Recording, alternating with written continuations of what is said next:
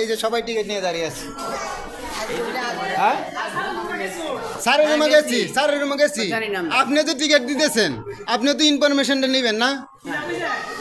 স্যারের রুমে তো স্যারই নাই। এই যে মানুষ এই যে সবাই আছে হয়রানি করতেছে, ঠিক আছে, এই যে হয়রানি করতেছে, টিকিট দিতেছেন, টিকিট না দেন আপনি, ঠিক আছে। এই যে সকাল থেকে লোকজন এসে বসে আছে, এই যে সবাই বসে আছে, একজন নাই। এই যে মেয়ের মা বোনেরা সবাই আসছে, ঠিক আছে, কেউ তো আসে নাই। মুরব্বী কাকারা চলে আসছে কিন্তু ডাক্তার নাই। 11টা থেকে টিকিট কেন দিতেছেন? আচ্ছা এই যে দেখেন একটা রুমের ডাক্তার নাই। এই যে দেখেন সবাই অপেক্ষায় আছে।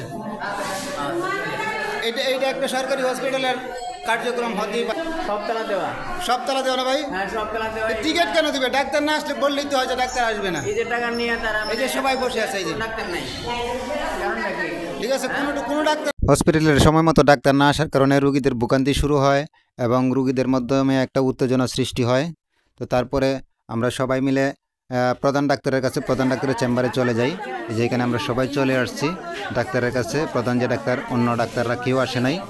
তো প্রধান ডাক্তারের কাছে আসার পরে উনি আশ্বাস দেন এবং উনি তারপরে রাজি হন। উনি চেম্বারে যান, গিয়ে সবাইকে একটু ব্যবস্থাপত্র দেন।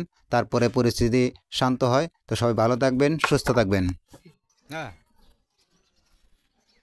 দুনিয়াতে দুইটা জায়গাতেই মানুষ সহজে আসতেছে না, যেটা হচ্ছে হসপিটাল আর জেলখানা। এই দুই জায়গায় মানুষ সহজে আসতে চায় না।